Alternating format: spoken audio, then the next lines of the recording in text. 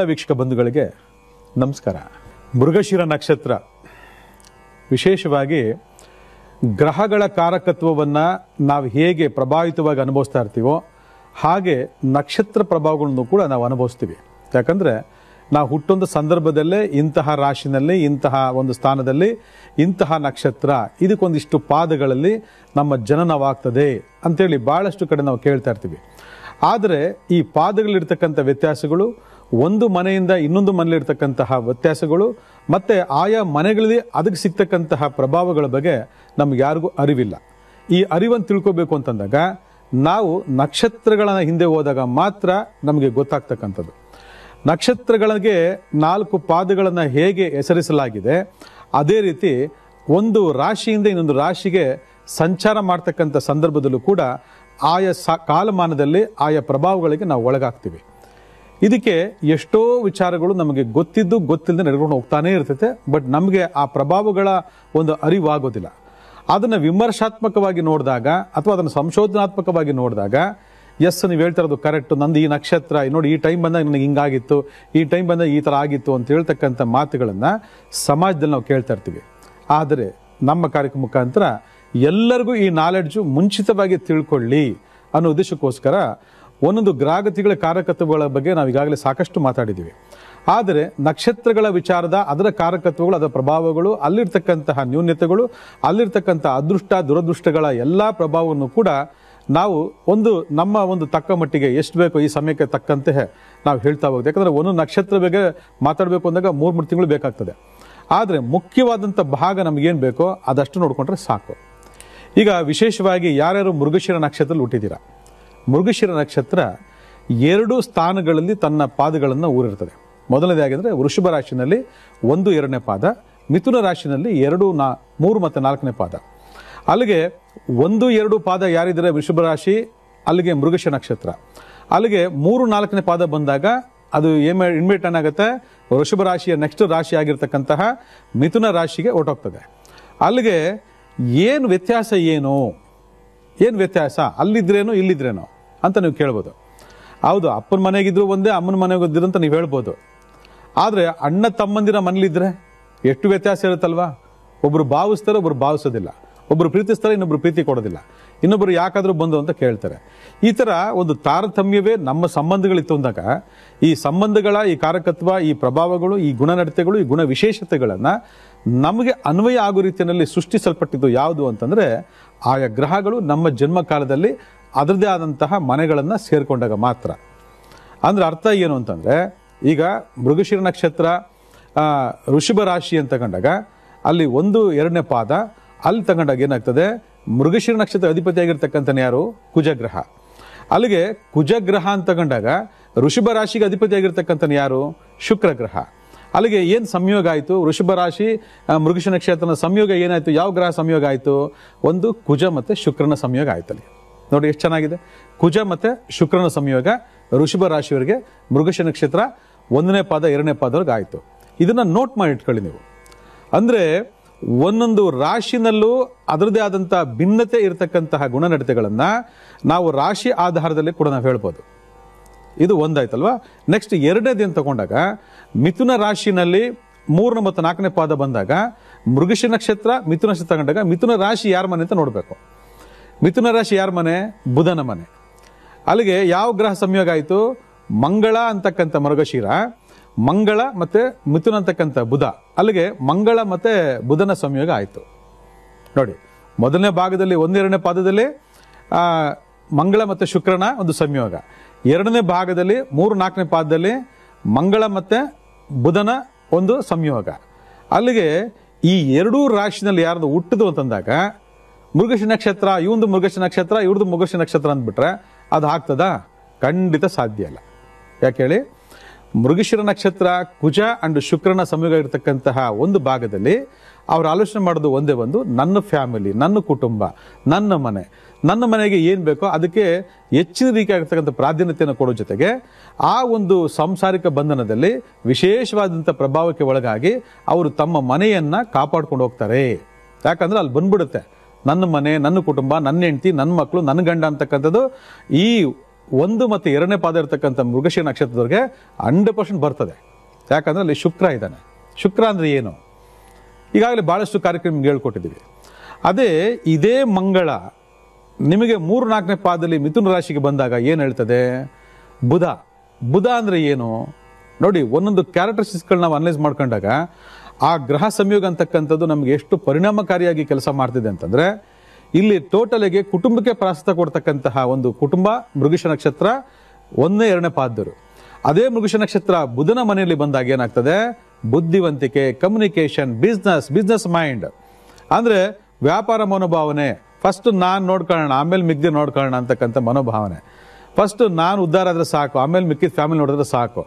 First ನಾನು ಬಿಂದಾಸ್ ಆಗಿರೋಣ, ನೋಡೋಣ, ನಾನು ದುಡ್ಡು ಸಂಪಾದನೆ ಮಾಡೋಣ, ನಾನು ಹೆಸರು ಮಾಡೋಣ, ನಾನು ಎಲ್ಲ ರೀತಿಯಲ್ಲೂ ಒಂದು ಲೀಡರ್ಶಿಪ್ ಆಗಿರೋಣ ಅಂತಕ್ಕಂಥ ಒಂದು ಮೈಂಡ್ ಸೆಟ್ಟಿಂಗು ಬುಧನ ಸಂಬಂಧ ಬಂದಾಗ ಬಂದ್ಬಿಡ್ತದೆ. ಯಾಕಂದ್ರೆ ಬುಧ ಅಂತಂದ್ರೆ ಬುದ್ಧಿಕಾರಕ, ಬಿಸ್ನೆಸ್ ಮೈಂಡ್ ಅಂತೇಳಿ. ಅವನಿಗೆ ಗಿಂಟಿಮೆಂಟ್ ಅವೆಲ್ಲ ಅವಶ್ಯಕತೆ ಇಲ್ಲ ಅವನಿಗೆ. ಅದೇ ವೃಷಭ ರಾಶಿಗೆ ಸೆಂಟಿಮೆಂಟ್ ಇರ್ತದೆ. ಅದೇ ಮಿಥುನ ರಾಶಿಗೆ ಬಂದಾಗ ಅಲ್ಲಿ ಸೆಂಟಿಮೆಂಟ್ ಇಲ್ಲ. ಅಲ್ಲಿ ಆಗಿದ್ದಾಗ ಒಂದು ನಕ್ಷತ್ರ ಸಂಯೋಗ ಅಂತಕ್ಕಂಥದ್ದು ಒಂದು ಪಾಸಿಟಿವ್ ಅಂತನೋ ಅಥವಾ ನೆಗೆಟಿವ್ ಅಂತನೋ ಏನ್ ಬೇಕಾದ್ರೆ ತಗೊಳ್ಳಿ ನೀವು. ಕುಟುಂಬ ಅಂತ ಬಂದಾಗ ಕುಟುಂಬಕ್ಕೆ ಪ್ರಾಶಸ್ತ್ಯ ಕೊಡ್ತಕ್ಕಂತಹ ಶುಕ್ರ, ಅದೇ ಬಿಸ್ನೆಸ್ಗೆ ಪ್ರಾಶಸ್ತ್ಯ ಕೊಡ್ತಕ್ಕಂತಹ ಬುಧನ ಸಂಯೋಗ, ಈ ಎರಡೂ ಕಾಂಬಿನೇಷನ್ ಈ ಮೃಗಶಿರ ನಕ್ಷತ್ರ ಅಂತ ಬಂದಾಗ ಟೋಟಲ್ ಆಗಿ ಅವ್ರ ಮೆಂಟಾಲಿಟಿ ಚೇಂಜ್ ಆಗಿತ್ತು ಅಂತಂದಾಗ, ಕೆಲವರಿಗೆ ನೀನು ತುಂಬಾ ಒಳ್ಳೆಯವನು, ಮನೆ ಕುಟುಂಬ ಅಂತ ಒದ್ದಾಡ್ತೀಯ, ನೋಡು ಅವ್ನು ಇನ್ನೊಬ್ಬ ಹುಟ್ಟಿದಾನೆ, ಅವ್ನು ನೋಡಿದ್ರೆ ಬರೀ ದುಡ್ಡು ಕಮ್ಯುನಿಕೇಶನ್, ಬಿಸ್ನೆಸ್ ಅಂತ ಹೆಂಗಲಿತಾನೆ, ಕುಟುಂಬಕ್ಕೆ ಪ್ರಾಶಸ್ತ್ಯನ ಕೊಡಲ್ಲ ಅಂತಂದಾಗ ಇದು ಮ್ಯಾನುಫ್ಯಾಕ್ಚರಿಂಗ್ ಡಿಫೆಕ್ಟಾ ಅಥವಾ ಆ ಮಕ್ಕಳುಗಳು ನಡ್ಕೊಳ್ತಕ್ಕಂಥ ರೀತಿ ನೀತಿಗಳಂತಕ್ಕಂಥದ್ದನ್ನ ನೀವು ಆಲೋಚನೆ ಮಾಡಬೇಕು. ಇಷ್ಟೇ ನೋಡಿ, ಈ ತರ ಕಾನ್ಸೆಪ್ಟ್ಗಳನ್ನ ನಾವು ಗ್ರಹ ಸಂಯೋಗ ಅಂತಕ್ಕಂಥ ಲೆಕ್ಕಾಚಾರ ತಗೊಂಡಾಗ ಮಾತ್ರ ಅರ್ಥ ಆಗ್ತಕ್ಕಂಥದ್ದು, ಬೇರೆಯವ್ರಿಗೆ ಗೊತ್ತಾಗೋದಿಲ್ಲ. ಆಗಿದ್ದಾಗ ಆ ಮಕ್ಕಳು ಬೇರೆ ರೀತಿಯಾಗಿರ್ತಕ್ಕಂಥ ಗುಣನಡತೆಗಳನ್ನು ಹೊಂದಿರ್ತಾರೆ, ಈ ಮಕ್ಕಳು ಈ ರೀತಿಯಾದ ಗುಣನಡತೆ ಹೊಂದಿರ್ತಾರೆ ಅಂತಂದಾಗ ಇದು ಕೊನೆವರೆಗೂ ಕೂಡ ಇದು ಫಿಕ್ಸೆಡ್ ಡಿಪಾಸಿಟ್ ಇದ್ದಂಗೆ. ಅಂದ್ರೆ ಅವ್ರ ಬುದ್ಧಿ ಅವ್ರು ಬಿಡಲ್ಲ, ಇವ್ರ ಬುದ್ಧಿ ಇವ್ರು ಬಿಡಲ್ಲ. ಒಬ್ರು ಕುಟುಂಬಕ್ಕೋಸ್ಕರ ಹೋರಾಡಿದ್ರೆ ಇನ್ನೊಬ್ರು ದುಡ್ಡುಗೋಸ್ಕರ ಹೋರಾಡ್ತಾರೆ, ಆದ್ರೆ ಒಂದೇ ನಕ್ಷತ್ರ. ಈ ತರ ಹಲವಾರು ಸಂಯೋಗಗಳಿರ್ತಕ್ಕಂತಹ ಈ ಒಂದು ಜಾಗಕ್ಕೆ ಇನ್ನೊಂದಷ್ಟು ಡೀಪ್ ಆಗಿ ಹೋದಂಥ ಸಂದರ್ಭದಲ್ಲಿ ಮೃಗಶಿರ ನಕ್ಷತ್ರ ಬಂದು ವಿಶೇಷವಾಗಿ ನಿಮಗೆ ಈ ಗುರುವಿನ ಶಾಪವನ್ನು ಹೊತ್ಕೊಂಡಿರ್ತಕ್ಕಂಥ ನಕ್ಷತ್ರ ಅಂತೇಳಿ ಬಹಳ ಸ್ಪಷ್ಟವಾಗಿ ಆಗ್ತದೆ. ಅಂದ್ರೆ ಈ DNA ಅಸ್ಟ್ರಾಲಜಿ ತಗೊಂಡಾಗ ಮೃಗಶಿರ ನಕ್ಷತ್ರ ಬಂದು ಗುರುವಿನ ಶಾಪವನ್ನು ಹೊತ್ಕೊಂಡಿರ್ತಕ್ಕಂಥ ನಕ್ಷತ್ರ ಅಂತೇಳಿ ಬಹಳ ಸ್ಪಷ್ಟವಾಗಿ ಹೇಳ್ತದೆ. ಯಾಕೆ ಗುರುವಿನ ಶಾಪ ಬಿತ್ತು, ಏನ್ ಕರ್ಮ ಮಾಡಿದೆ ಮೃಗಶಿರ? ಗುರುವಿನ ಶಾಪ ಹೊತ್ಕೊಂಡಿರ್ತಕ್ಕಂಥ ನಕ್ಷತ್ರ ಮೃಗಶಿರ ನಕ್ಷತ್ರ. ಅಲ್ಲಿಗೆ ಮೃಗಶಿರ ನಕ್ಷತ್ರ ಯಾರ ನಕ್ಷತ್ರ ಅಂದ್ರೆ ಚಂದ್ರ ಹುಟ್ಟಿದ ನಕ್ಷತ್ರ ಮೃಗಶಿರ ನಕ್ಷತ್ರ. ನೋಡಿ ಎಲ್ಲೆಲ್ಲಿಗೆ ಲಿಂಕ್ ಇದೆ ಅಂತ ಹೇಳಿ. ನಮ್ಮ ಜೀವನದಲ್ಲಿ ಆಗ್ತಕ್ಕಂಥ ಹಲವಾರು ಅನುಕೂಲಗಳು, ಅನಾನುಕೂಲಗಳು, ಅಡೆಗಳು, ತಡೆಗಳು, ಅದೃಷ್ಟ, ದುರದೃಷ್ಟ, ಅಥವಾ ಯಾವ್ದಾದ್ರು ಒಂದು ಶುಭ ಸೂಚನೆ ಅಥವಾ ಯಾವ್ದಾದ್ರು ಒಂದು ಕೆಟ್ಟ ಸೂಚನೆಗಳು, ಇವೆಲ್ಲದಕ್ಕೂ ಒಂದು ಅದ್ಭುತವಾಗಿರ್ತಕ್ಕಂಥ ಹಿನ್ನೆಲೆ, ಅದರದೇ ಆದಂಥ ಒಂದು ಕನೆಕ್ಟಿವಿಟಿ ಇದ್ದೇ ಇರ್ತದೆ. ಇದು ನಾವು ವಿಮರ್ಶೆ ಮಾಡಿ ನೋಡಿದಾಗ ಮಾತ್ರ ಅಥವಾ ಸಂಶೋಧನೆ ಮಾಡಿ ನೋಡಿದಾಗ ಮಾತ್ರ ನಮ್ಗೆ ಅರ್ಥ ಆಗ್ತದೆ, ಎಸ್ ಏನೋ ಎಲ್ಲೋ ಲಿಂಕ್ ಇತ್ತು ಅಂತ. ಕೆಲವರಿಗೆ ಇಂಟ್ಯೂಷನ್ ಪವರ್ ಅಂತ ಇರ್ತದೆ, ಸಿಕ್ಸ್ತ್ ಸೆನ್ಸ್ ಅಂತ ಕರಿತೀವಿ ನಾವು. ಅದಿದ್ದಾಗ ಅವ್ರಿಗೆ ಮುಂಚೆನೇ ಗೊತ್ತಾಗ್ಬಿಡ್ತದೆ, ಇಲ್ಲಿಂದ ಇಲ್ಲಿ ಹಿಂಗೆ ಇವರಿಂದ ತೊಂದರೆ ಆಗ್ತದೆ, ಇವರಿಂದ ತೊಂದರೆ ಬರ್ತಾ ಇದೆ, ಅಥವಾ ಇಂಥದ್ದು ಯಾವುದೋ ಒಂದು ಕೆಲಸಕ್ಕೆ ಸಮಸ್ಯೆ ಆಗುವಂಥ ಸಂಭವ ಇದೆ ಅಂತೇಳಿ ಅವ್ರಿಗೆ ಮುಂಚಿತವಾಗಿ ಅರಿವಾಗ್ತದೆ. ಅದೇ ರೀತಿ ಎಲ್ಲರಿಗೂ ಗೊತ್ತಾಗೋದಿಲ್ಲ. ಆದರೆ ಈ ನಕ್ಷತ್ರಗಳ ವಿಶೇಷತೆಗಳನ್ನು ಅರ್ಥ ಮಾಡ್ಕೊಂಡಾಗ ಎಲ್ಲಿಂದ ಎಲ್ಲಿಗೆ ಕನೆಕ್ಟಿವಿಟಿ ಇದೆ ಅಂತಕ್ಕಂಥದ್ದು ಬಹಳ ಸ್ಪಷ್ಟವಾಗಿ ಗೊತ್ತಾಗ್ತದೆ. ಈಗ ಮೃಗಶಿರ ಅಂತಂದ್ರೆ ಚಂದ್ರನ ಅಂತಂದ್ರೆ ಮೃಗಶಿರ ಅಂತಕ್ಕಂಥ ಕ್ಯಾಲ್ಕುಲೇಷನ್ಸ್ನೇ ರಾಂಗ್ ಕ್ಯಾಲ್ಕುಲೇಷನ್ಸ್ ಅಂತೇಳಿ.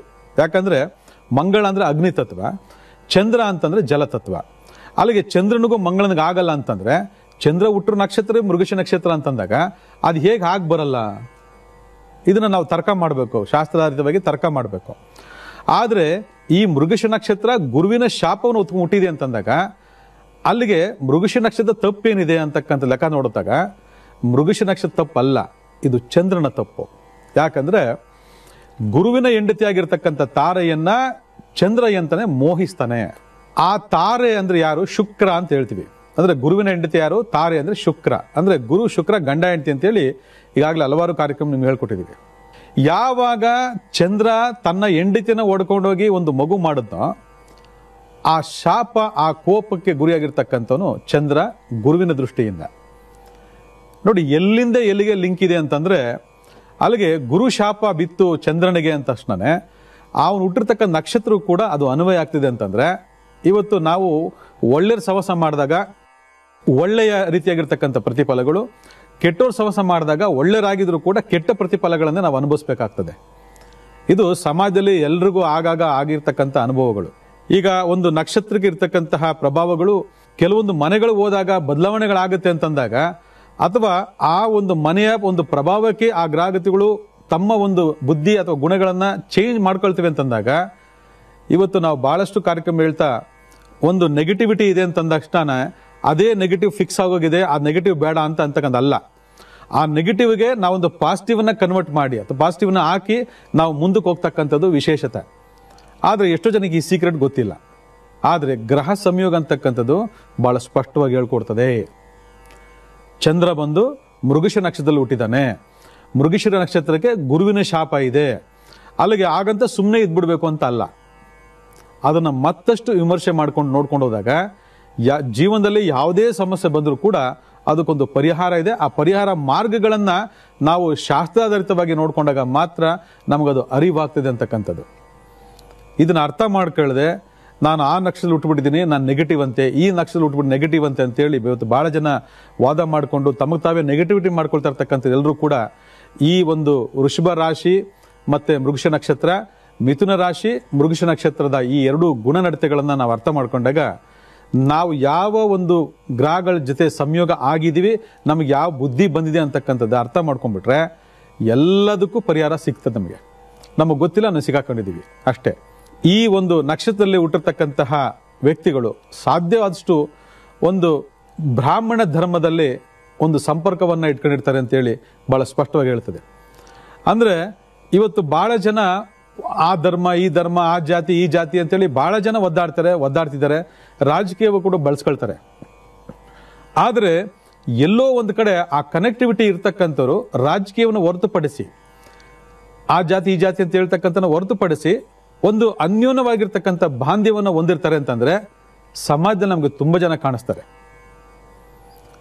ಒಬ್ರೊಬ್ರು ಅವ್ರನ್ನ ಪ್ರೀತಿಸ್ತಾರೆ. ಅಂದ್ರೆ ಈ ಜನ್ಮದಲ್ಲಿ ಅದನ್ನು ಪ್ರೀತಿಸ್ತಾರೆ, ಅದನ್ನು ಒಪ್ಕೊಂಡಿದ್ದಾರೆ, ಸಂತೋಷ ಪಡ್ತಾರೆ, ಅವ್ರ ಜೊತೆ ಎಲ್ಲಾ ರೀತಿ ಸಂಬಂಧಗಳು ಹೊಂದಿದ್ದಾರೆ ಅಂತಂದ್ರೆ ಈ ಕನೆಕ್ಟಿವಿಟಿ ಬಂದು ಮೃಗಶಿರ ನಕ್ಷತ್ರದವರು ಹಿಂದೆ ಇದ್ದಂತಹ ಸಂಬಂಧಕ್ಕೆ ಹೊರತು ಬೇರೆ ಏನೂ ಅಲ್ಲ. ನೋಡಿ ಎಷ್ಟು ಅದ್ಭುತವಾಗಿ ಒಂದು ನಕ್ಷತ್ರನ ಒಂದು ವಿಶ್ಲೇಷಣೆ ಮಾಡ್ತಾ ಹೋಗ್ತದೆ ಶಾಸ್ತ್ರ ಅಂತಂದ್ರೆ, ಒಂದು ಧರ್ಮ ಜನಾಂಗವನ್ನ ದ್ವೇಷಿಸೋರು ಎಷ್ಟು ಜನ ಇರ್ತಾರೋ ಅದೇ ಒಂದು ಧರ್ಮ ಜನಾಂಗವನ್ನ ಪ್ರೀತಿ ಮಾಡ್ತಕ್ಕಂಥವ್ರು, ಅವ್ರ ಕಂಡ್ರೆ ತುಂಬಾ ಇಷ್ಟಪಡ್ತಕ್ಕಂಥವ್ರು, ಅವ್ರ ಜೊತೆ ಸಂಬಂಧನ ಮಾಡಿರ್ತಕ್ಕಂಥವ್ರು ಕೂಡ ಇದ್ದಾರೆ ಅಂತಂದಾಗ ಅದು ಹಿಂದೆ ಇರತಕ್ಕಂತಹ ಈ ಮೃಗಶಿರ ನಕ್ಷತ್ರದ ಕನೆಕ್ಟಿವಿಟಿ ಹೊರತು ಬೇರೆ ಏನೂ ಅಲ್ಲ. ಈ ತರ ಹಲವಾರು ವಿಚಾರಗಳು ನಮ್ಮ ಜೀವನದಲ್ಲಿ ನಡೀತಾ ಇದ್ರು ಕೂಡ ನಮಗೆ ಗೊತ್ತಿಲ್ಲದೆ ನಾವು ನೋಡ್ಕೊಂಡೋದಾಗ ಈ ನಕ್ಷತ್ರದ ಈ ಪ್ರಭಾವ ಕೇಳಿದಾಗ ಅರ್ಥ ಆಗ್ಬೇಕು ನಿಮಗೆ. ಎಸ್, ನನಗೆ ಬ್ರಾಹ್ಮಣರ ಕಡೆ ತುಂಬಾ ಇಷ್ಟ, ತುಂಬಾ ಜನ ಫ್ರೆಂಡ್ಸ್ ಇದ್ದಾರೆ ಅಂತಂದಾಗ ಅವಾಗ ಆ ಕನೆಕ್ಟಿವಿಟಿ ಯಾಕಿರ್ತದೆ? ಇವರು ನಾನ್ ವೆಜ್ ಆಗಿದ್ರು ಕೂಡ, ಅವ್ರು ವೆಜ್ ಆಗಿದ್ರು ಕೂಡ ಆ ಕನೆಕ್ಟಿವಿಟಿ ಜಾಸ್ತಿ ಯಾಕಿರ್ತದೆ ಅಂದ್ರೆ ಅವರ ಹಿಂದಿನ ಜನ್ಮದ ಆ ಮೃಗಶಿರ ನಕ್ಷತ್ರದ ಕನೆಕ್ಟಿವಿಟಿ ಹೊರತು ಬೇರೆ ಏನೂ ಅಲ್ಲ. ಮೃಗಶಿರ ನಕ್ಷತ್ರ ಗುರುವಿನ ಶಾಪವನ್ನು ಹೊತ್ಕೊಂಡಿರ್ತಕ್ಕಂಥ ನಕ್ಷತ್ರ ಆಗಿದ್ರು ಕೂಡ ಇಲ್ಲಿ ವಿಶೇಷತಾ ನಾವೇನ್ ಮಾಡ್ತೀವಿ, ಮುಳ್ಳಿಂದ ತೆಗೆಯುವಂತ ಪ್ರಯತ್ನವನ್ನ ಮಾಡ್ತೀವಿ.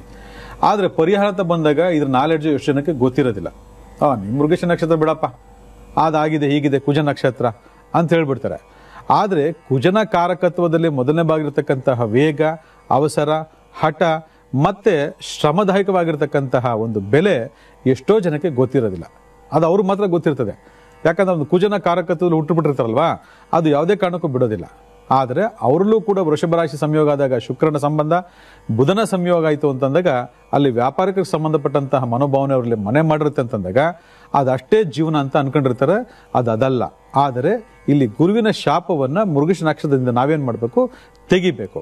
ಆ ತೆಗಿಬೇಕು ಅಂತಂದಾಗ ವಿಶೇಷತೆ ಈ ಒಂದು ನಕ್ಷತ್ರದಲ್ಲಿ ಯಾರು ಹುಟ್ಟಿದ್ದೀರಾ ಇವರು ಯಾವುದೇ ಕಾರಣಕ್ಕೂ ಬಡ್ಡಿ ಬಿಸ್ನೆಸ್ ನ ಮಾಡಿರಬಾರದು. ಇದು ಈಗಾಗಲೇ ಹಿಂದೆ ಈ ನಕ್ಷತ್ರದಲ್ಲಿ ಹುಟ್ಟತಕ್ಕಂಥವ್ರು ಬಡ್ಡಿ ಬಿಸ್ನೆಸ್ ನ ಮಾಡಿಕೊಂಡು ಹಲವಾರು ಮಾತುಗಳ ಒಂದು ತೀಕ್ಷ್ಣತೆಗೆ ಒಳಗಾಗಿ, ಹಲವಾರು ಭಿನ್ನಾಭಿಪ್ರಾಯಗಳ ಶಾಪಗಳಿಗೆ ಒಳಗಾಗಿ ಈ ಜನ್ಮದಲ್ಲಿ ಮತ್ತೆ ಹುಟ್ಟಿರೋದ್ರಿಂದ ಮತ್ತೆ ಅದು ಪುನರಾವರ್ತನೆ ಮಾಡ್ತಕ್ಕಂಥ ಸಾಧ್ಯತೆಗಳಿರ್ತದೆ. ಅದರಿಂದ ಈ ನಕ್ಷತ್ರ ಇರ್ತಕ್ಕಂಥವ್ರು ಯಾವುದೇ ಕಾರಣಕ್ಕೂ ಬಡ್ಡಿ ಬಿಸ್ನೆಸ್ ಮಾಡಬಾರ್ದು. ಇದು ಮೊದಲನೇ ಪರಿಹಾರ. ಮಾಡಿತು ಅಂತಂದಾಗ ಅದು ಏನೇನಾಗುತ್ತೆ ಅನ್ನೋದು ನಾನು ಹೇಳೋದು ಅವಶ್ಯಕತೆ ಇಲ್ಲ, ನೆನ್ಪಿಟ್ಕೊಳ್ಳಿ. ಒಂದು. ಎರಡನೇದು, ಭೂಮಿಕಾರನಾಗಿರ್ತಕ್ಕಂತಹ ಕುಜ ಯಾವಾಗಲೂ ಆ ನಕ್ಷತ್ರದ ಅಧಿಪತಿಯಾಗಿರೋದ ಸಂದರ್ಭದಲ್ಲಿ ವಿಶೇಷತೆ ಈ ನಕ್ಷತ್ರ ಇರ್ತಕ್ಕಂಥವ್ರು ಏನು ಮಾಡಬೇಕು ಅಂದರೆ ಯಾವಾಗಲೂ ಕೂಡ ಭೂಮಿಯನ್ನು ಮುಟ್ಟಿ ನಮಸ್ಕಾರ ಮಾಡ್ಕೋಬೇಕು. ಎಷ್ಟು ಜನ ಇವತ್ತು ಭೂಮಿ ತಾಯಿ ಮುಟ್ಟಿ ನಮಸ್ಕಾರ ಮಾಡ್ತಾರೆ ಅಂತಂದರೆ ಇವತ್ತು ಆಕೆ ನನ್ನ ತಾಯಿ, ಅವಳು ನಮಗೆ ಜನ್ಮವನ್ನು ಕೊಡ್ತಾಳೆ, ಕೊನೆಗೆ ಹುಟ್ಟೋದು ಭೂಮಿ ಮೇಲೆ, ಹುಟ್ಟು ಒಳಗೆ ಕೊನೆಗೆ ಹೋಗೋದು ಕೂಡ ಅಲ್ಲೇ ಅಂತಕ್ಕ ಲೆಕ್ಕಾಚಾರ ತಗೊಂಡಾಗ ಇವತ್ತು ಭಾಳ ಜನ ಮಲಗಿದ್ದೊಳ್ಬೇಕಾದ್ರೆ ಆ ಭೂಮಿಗೆ ಮುಟ್ಟಿ ನಮಸ್ಕಾರ ಮಾಡ್ಕೊತಾರೆ. ಯಾಕಂದರೆ ಇದನ್ನ ಎಲ್ಲರೂ ಮಾಡಿ ಅಂತ ನಾನು ಹೇಳ್ತಾ ಇಲ್ಲ, ಎಲ್ಲರೂ ಮಾಡಿದ್ರೆ ಭಾಳ ಒಳ್ಳೆಯದು. ನಮ್ಮ ಕರ್ತವ್ಯ ಏನು ಅಂತಂದಾಗ, ನಾವು ಈ ಭೂಮಿಯಲ್ಲಿ ಹುಟ್ಟಿದ್ದೀವಿ ಅಂತಂದಾಗ ಆ ಭೂಮಿಗೆ ಒಬ್ಬ ಅಧಿಪತಿ ಇರ್ತಾನೆ, ಅವನೇ ಸುಬ್ರಹ್ಮಣ್ಯ ದೇವರು ಅಂತೇಳಿ.